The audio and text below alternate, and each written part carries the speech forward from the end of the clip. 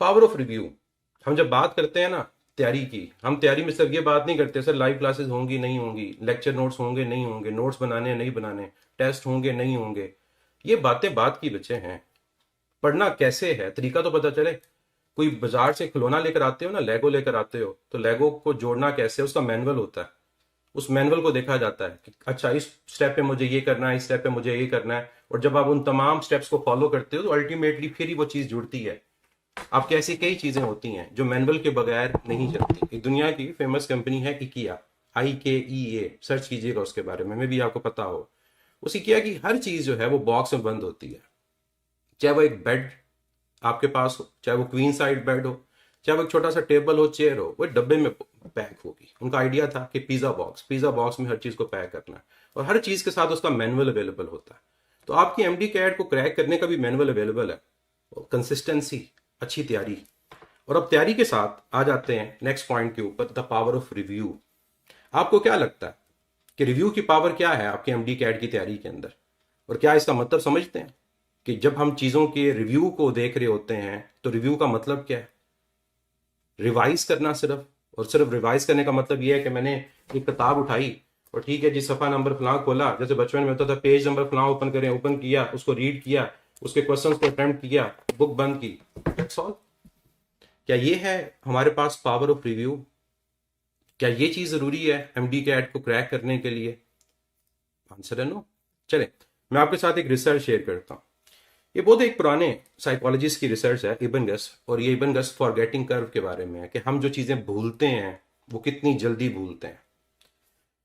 अगर आप इस कर्व को देखो, और इस कर्व के बाद मैं आपको तरीका बताऊंगा, जो मेन चीज है ना कि हमने नोट्स कैसे बनाने हैं। आपका सवाल होना चाहिए ये, सर हमें नोट्स कैसे बनाने हैं? लेक्चर तो ठीक है आप दे देंगे, हमें पढ़ा भी देंगे, हमें नोट्स कैसे बनाने हैं? क्या हमें जो हर चीज आप पढ़ा रहे हैं बस उसको लिखना है? क्या ये हमारे नोट्स बनाने का स्टाइल होना चाहिए? बहुत अरसे तक मुझे लगा कि यही नोट्स बनाने का स्टाइल होता है, और फिर जब चीजों को पढ़ना स्टार्ट किया, देखना स्टार्ट किया, तो पता चला कि ये चीज जरूरी नहीं है कि बस जो है बस लिख लिया। नो, उनको किसी और तरह से रिवाइज करना होता है। अब जरा इस चीज को देखो। आपने पहली दफा जब एक चीज को लर्न किया, अब गौर से देखिएगा, जब पहली दफा एक चीज को लर्न किया, फर्स्ट करो मैंने आज आपको एक लेक्चर दिया थर्मोडायनेमिक्स के ऊपर, आप 3 दिन के बाद उसको भूल जाओगे। ये आपका टोटल टाइम है एक चीज को याद रखने का, और ये रिसर्च की बेस के ऊपर है। ये ऐसा नहीं है कि बस आप कहो कि ठीक है जी किसी ने बात कर दी, रिसर्च है जो थाउजेंड्स ऑफ लोगों पर होती है, और फिर जाके एक चीज के ऊपर आप कंक्लूजन पे पहुंचते हो। अब जब पहली दफा आपने एक चीज को याद किया तो 3 दिन बाद आप उसको भूल गए। जब दूसरी दफा आपने दोबारा उसको रिकॉल किया, रिव्यू किया, तो उसका जो रिटेंशन टाइम है वो 7 दिन तक पहुंच गया। देखो, दूसरी दफा जब आपने उस चीज को पढ़ा तो आपके पास रिटेंशन टाइम जो 3 दिन का था वो 7 हो गया, मोर देन डबल। फिजिक्स की टर्म में यूज करूंगा, more than double, by 4 times, increase by 4 times का वर्ड यूज होता है ना कि बाय 4 टाइम्स, उसी तरह से ये मोर देन डबल हो गया। अब जब आपने तीसरी दफा उसको कवर किया तो अब जरा उस कर्व को देखो, और ये ग्राफ के बारे में हम पढ़ेंगे भी, सीखेंगे भी। जरा इस ग्राफ को देखो, ये ग्राफ कहां जाके मिलेगा? क्या आपको लगता है ये ग्राफ जाके 14 डेज पे मिलेगा? नो, ये 14 डेज से आगे चला जाएगा। आपका रिटेंशन टाइम 14 डेज से मोर देन डबल हो गया। तो जो चीज आपको 3 दिन बाद भूलने वाली थी, 3 दफा रिवाइज करने के बाद अब उसका retention time more than 14 days हो गया। और अगर आप उसको चौथी दफा रिवाइज कर लो, फोर्थ टाइम, अब जरा इस ग्राफ को देखें। जैसे हम ग्राफ ड्रॉ करते हैं कोई, और हम कहते हैं कि ग्राफ किस पॉइंट पे जाकर एक्स एक्सिस को मीट करेगा, तो कई दफा आपका आंसर होता है सर इन्फिनिटी में मिलेगा। जैसे ग्रेविटेशनल फोर्स में फोर्स का और डिस्टेंस का ग्राफ होता है, तो ग्रेविटेशनल फोर्स कहां जाके जीरो होती है? इन्फिनिटी पॉइंट पे, आउटसाइड द ग्रेविटेशनल फील्ड। तो ये चीज यहां पर है कि आपके पास जब आप लोगों ने चीजों को रिवाइज करना शुरू कर दिया तो अल्टीमेटली जो आपका रिटेंशन टाइम होता है वो इंक्रीज कर जाता है, और वो इन्फिनिटी मतलब बहुत ज्यादा दिनों पे कन्वर्ट हो जाता है। तो यही तो हमें चाहिए कि हमें MD कैट डे तक चीजें याद रहें। कि जैसे आप कहते हो ना कि सर हमें 2 दिन बाद चीज भूल जाती है, 3 दिन बाद चीज भूल जाती है, हम पढ़ तो रहे हैं लेकिन वो चीज याद नहीं रहती।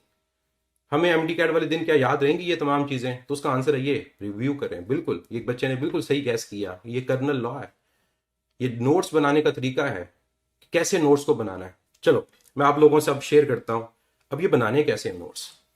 एक कॉपी पेंसिल पकड़ लो अगर चाहते हो इस चीज को सीखना, एक पेपर पेन आपके पास हो, और अभी इस चीज को नोट डाउन कर लो।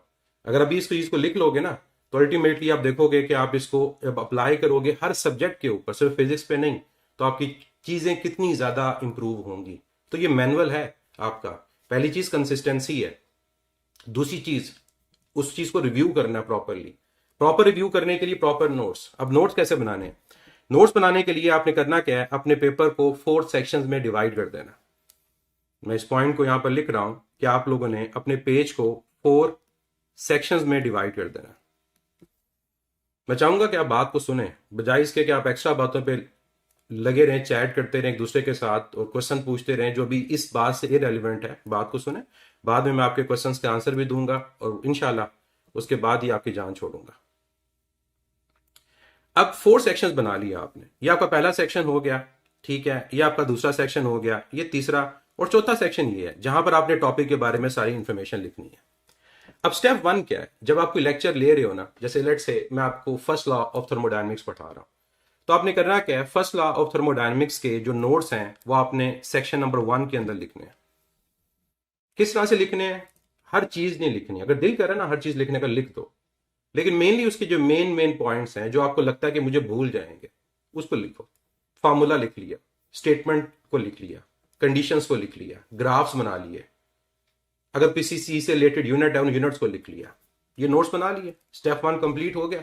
समझ आया स्टेप 1 क्या है? स्टेप 1 है कि जब आप लेक्चर अटेंड कर रहे हो तो उस लेक्चर उस टॉपिक से रिलेटेड जो इंपॉर्टेंट पॉइंट्स हैं वो आपने यहां पर लिख लेने। ठीक है, जैसे फर्स्ट लॉ ऑफ थर्मोडायनेमिक्स की स्टेटमेंट इंपॉर्टेंट है, वो किस स्टेटमेंट से मैच करती है? Law of conservation of energy से। उसकी मैथमेटिकल फॉर्म क्या है? Q is equal to W plus delta U. और किस तरह से इसको लिख सकते हैं? W is equal to Q minus delta U, delta U Q minus W. उन तमाम को लिख लो, उसकी कंडीशंस को लिखो। एडियाबैटिक प्रोसेस में कैसे अप्लाई होगी, आइसोथर्मल में कैसे होगी, आइसोबैरिक में कैसे होगी, आइसोकॉरिक में कैसे होगी, उनके ग्राफ को ड्रॉ करो, उनकी स्लोप को लिखो। तो जो जो इंपॉर्टेंट पॉइंट उस टॉपिक में हैं उनको लिख लो। ये आपका पहला स्टेप कंप्लीट हो गया। अब आते हैं सेकंड स्टेप के ऊपर। नेक्स्ट क्या करना है? जो नेक्स्ट आपके पास स्टेप होगा उसके बाद आपने उससे रिलेटेड क्वेश्चंस को बनाना है। कई दफा हम कहते हैं सर क्वेश्चन कैसे आएंगे, क्वेश्चन कैसे आएंगे? अब जो क्वेश्चन कैसे आएंगे वो ये उसका आंसर है कि आप अपने क्वेश्चन खुद बनाओ ना। कि लेट्स से मैं आपसे क्वेश्चन पूछता हूं कि फर्स्ट लॉ ऑफ थर्मोडायनेमिक्स जो है ये किस लॉ से मैच करता है, या किसकी statement first law of thermodynamics ऐसी है? ये क्वेश्चन है। Law of conservation of energy. Adiabatic process में फर्स्ट लॉ ऑफ थर्मोडायनेमिक्स की मैथमेटिकल इक्वेशन क्या होगी? ये क्वेश्चन है। आइसोबैरिक प्रोसेस की स्लोप क्या होती है? ये क्वेश्चन है। तो जो जो क्वेश्चन आपने उस टॉपिक से रिलेटेड आपके माइंड में आए उनको लिख लो। तो सेकंड स्टेप के अंदर जो भी क्वेश्चंस आपके पास हैं वो आप लोगों ने अपने सेक्शन नंबर 2 में लिख लेना है। ये पहला स्टेप था, नोट्स बनाए। सेकंड स्टेप है आपने क्या करना है, आपने उसके जो क्वेश्चंस हैं, जो की आपके पास क्वेश्चंस हैं इंपॉर्टेंट, वो आपने वहां लिख लेना है। ये सेकंड स्टेप कंप्लीट हो गया। थर्ड स्टेप पे आ जाओ। जो थर्ड स्टेप है उसके अंदर आप लोगों ने उसकी समरी को लिखना। अब जरा टाइम को देखो क्या। पहला स्टेप आज हुआ, 24 आवर्स के बाद, एक दिन के बाद आपने स्टेप 2 कंप्लीट किया। फिर मजीद जब 24 आवर्स गुजरे आपने सिर्फ उसकी समरी लिखनी है। कितना टाइम लगेगा समरी लिखने में? कुछ भी टाइम नहीं लगेगा। जब आप कहोगे ना कि मैं सेकंड डे क्या पुराने वाले टॉपिक को पढ़ूं, बिल्कुल पढ़ूं, उसको रिवाइज करूं। और फिर आपने थर्ड स्टेप पे मजीद 24 घंटे के बाद, अब टोटल टाइम कितना गुजर चुका है? 48 आवर्स। आपने क्या किया है? सेक्शन 3 में उसकी समरी को लिखा। अब समरी अपनी जुबान में लिखो। आप केपीके से हो, बलूचिस्तान से हो, सिंध से हो, पंजाब से हो, एजेके से हो, जीबी से हो, कहीं से भी हो, अपनी जुबान में समरी लिखो जो आपको समझ आएगी। ये आपने नोट्स बेचने नहीं है, या आपने नोट्स किसी को देने नहीं है। अगर दे अच्छी बात है, शेयरिंग इज केयरिंग, अच्छी चीज होती है देना, और यही हमें हमारा दीन सिखाता है, दूसरे की हेल्प करना। लेकिन उस तरह से लिखो कि जो आपको बाद में समझ आए। अब कई बच्चे करते हैं इंग्लिश शुरू कर देते हैं। नो, जरूरत नहीं है इंग्लिश की। हमारी फर्स्ट लैंग्वेज इंग्लिश नहीं है। उर्दू में लिख लो, सिंधी में लिख लो, बलोची में लिख लो, सराइकी में लिख लो, जैसे लिखना आता है उसको लिख लो। लिख लिया, थर्ड सेक्शन कंप्लीट हो गया। और ये बड़ा इंपॉर्टेंट है समरी। कई बच्चे यहां पर आगे मार खा जाते हैं, वो कहते हैं क्या करें, और यही जब मार खाते हैं ना अपने रिटेंशन टाइम को कम कर देते हैं। रिव्यू की पावर ऐसे नहीं आ जाती कि बस आपने एक स्टेप कंप्लीट कर लिया, 2 कर लिए। नो, तीसरा स्टेप कंप्लीट हो गया। अब आते हैं चौथे स्टेप पे, और चौथा स्टेप है इंडिपेंडेंट रिव्यू। और मैं रिकमेंड करूंगा 7 डेज, 7 दिनों के बाद आपने क्या करना है, मतलब एक वीक के बाद, जब संडे आपका ऑफ होता है, आपने 7 डेज के बाद अपने इस सेक्शन को कवर कर देना किसी पेपर से। कोई भी पेपर पकड़ो ब्लैंक, इसको कवर कर दो, और कवर करने के बाद जो आपने यहां पर क्वेश्चंस लिखे थे उनको आंसर करने की कोशिश करो। क्या आपको वो चीज याद है कि आइसोबैरिक प्रोसेस की स्लोप क्या होती है? सोचा, okay 0, good. Isothermal slope process की स्लोप ज्यादा है या एडियाबैटिक की ज्यादा है? सोचा, एडियाबैटिक की ज्यादा है, गुड। आइसोकोरिक में वर्क डन क्या होता है? 0, गुड। हर वो क्वेश्चन जो आपने यहां पर लिखा था आपने उसका आंसर दिया, अपने आप को दिया। कई दफा होता है कि छोटे बहन भाई को पढ़ाया जाता है और जब किसी को पढ़ाते हैं ना तो चीजें बड़ी अच्छी तरह से याद होती हैं। तो आपने जब उन क्वेश्चंस का आंसर दिया और फिर देखा, ओके मेरे तो सारे क्वेश्चन ठीक हो रहे हैं, आप उन ट्रैक है, आप सही रास्ते पे हैं। और यही सीधा रास्ता है, मैं कहूँगा सिराते मुस्तकीम है, जिसको मैं हमेशा कहता हूँ कि direction is more important than speed. Direction important है, स्पीड इंपॉर्टेंट नहीं है। रस्सी के ऊपर से जब वो बंदा चलता है ना बैलेंस अपने आप को करके, तो वो तेजी से नहीं गुजरता, वो स्लोली गुजरता है। उसने अपने आप को बैलेंस करना होता है और उसी बैलेंस की मदद से वो अपने टारगेट तक पहुंचता है, एंड तक पहुंचता है। अगर वो जल्दी करेगा तो शायद पहले या दूसरे स्टेप पे ही गिर जाएगा, वो पहुंच नहीं पाएगा। तो ये जो मेथड है नोट्स का, रिव्यू का, ये बड़ा इंपॉर्टेंट है। ये कर्नल्स मेथड है। तो मैंने आपको आपके तरीके से बताया कि आपने खुद इसको किसी टॉपिक को माइंड में रख के कैसे कवर करना। क्लियर? तो कितने बच्चे एग्री करते हैं कि आप इस सेशन के स्टार्ट से ही ये नोट्स बनाना स्टार्ट करेंगे? जी। एमसीक्यूज नहीं बनाने बच्चे, एक बात याद रखिएगा, क्वेश्चन बनाने। एमसीक्यू का बनाना और क्वेश्चन का बनाना बड़ा फर्क होता है। एमसीक्यू में 4 ऑप्शन बनानी होती हैं, क्वेश्चन में सिर्फ उसका मेन पॉइंट लिखना है जो बाद में आप अपने आप से पूछो। जैसे slope of isobaric process, question mark. Mathematical equation in isothermal process, question mark. Shape of isothermal process graph, question mark. बस ये लिखना है, उसकी 4 ऑप्शंस नहीं लिखने। तो कितने बच्चे एग्री करते हैं कि जी हम फर्स्ट डे से, जो हम मंडे से इंशाल्लाह हमारी फर्स्ट लाइव क्लास होगी, हम उस दिन से ही तमाम सब्जेक्ट्स के अंदर अपने नोट्स इस मेथड के थ्रू बनाएंगे। और मैं आपको एक श्योरिटी देता हूं, बना के देखो, आप कामयाब होगे इंशाल्लाह। रीजन कामयाबी की क्या? कंसिस्टेंसी भी है, रिव्यू भी है जो रिसर्च कहती है, और मेहनत की। मेहनत की आपने तो मेहनत का कैसे आपको बदला नहीं मिलेगा? बिल्कुल मिलेगा। अल्लाह ताला क्या किसी का कोई रखते हैं? कुछ भी नहीं रखते। आपने जो किया उसको आपको मिलना। अल्लाह ताला तो आपके अच्छे अमाल के अगेंस्ट आपको 10 गुना देने को देते हैं, 10 गुना। तो आपकी जो मेहनत की है क्या वो नहीं आपको उसका सिला मिलेगा? बिल्कुल मिलेगा। कोई है ही नहीं, शक ही नहीं है कि नहीं मिलेगा। इतना हमारा ईमान होना चाहिए। तो आपकी मेहनत इंशाल्लाह रंग लाएगी अगर आप इस चीज को करोगे। ये एंड प्रोडक्ट है जो आपके सामने आएगी, ये एंड प्रोडक्ट आपके सामने आएगी। अब आपको देखो, ये एग्जांपल है कि यहाँ टॉपिक लिखा फोटो इलेक्ट्रिक इफेक्ट, जो उससे रिलेटेड पॉइंट्स है वो लिखे। यहाँ आपको सारे के सारे क्वेश्चन नजर आ रहे हैं फोटो इलेक्ट्रिक इफेक्ट से रिलेटेड। यहाँ आपको नोट्स नजर आ रहे हैं जिसमें आपको डायग्राम भी नजर आ रही हैं, आपको इक्वेशन भी नजर आ रहे हैं, ग्राफ भी नजर आ रहे हैं। और इसी तरह हम पढ़ाएंगे आपको। अभी आपको मैं दिखाऊंगा हम कैसे पढ़ाएंगे, इसी तरह पढ़ाएंगे। ये तमाम चीजें आपको नजर आ रही होंगी। और फिर इन द एंड ये देखो, ये समरी है। तो ये आपका सेक्शन 1 नोट्स, ये सेक्शन 2 आपके क्वेश्चन, और ये सेक्शन 3 आपकी समरी। ये तरीका होना चाहिए। तो जब आप सेशन को ज्वाइन करेंगे, इस चीज को फॉलो करेंगे, आप हर दिन अपनी प्रोग्रेस को देखेंगे। आप रहेंगे शायद कछुए की रफ्तार से, लेकिन कछुआ आपको मंजिल पे पहुंचा देगा। जो क्रॉस करोगे ना लाइन, जो फिनिश लाइन होगी, तो आगे लोग खड़े होंगे आपको व्हाइट कोट पहनाने के लिए। आपके पेरेंट्स खड़े होंगे जिनके चेहरे पे मुस्कुराहट होगी और आपको गले लगाने के लिए तैयार होंगे। तो ये चीज आपको चाहिए और इंशाल्लाह आप लोग इस चीज को करोगे। Free live classes for the first 5 days. Session start हो रहा है 3rd से, 3 जनवरी से सेशन स्टार्ट हो रहा है। और आप लोग पहले 5 दिन फ्री लाइव क्लासेस को ले सकते हो, फिर डिसाइड कर लें कि सेशन ज्वाइन करना है या नहीं करना, आपके अपने ऊपर होगा। और इस लाइव क्लासेस के लिंक के लिए हमारी कम्युनिटी को ज्वाइन करें। आप लोगों के साथ हम कमेंट्स के अंदर अपने कम्युनिटी का लिंक शेयर कर रहे हैं, कम्युनिटी को ज्वाइन करें।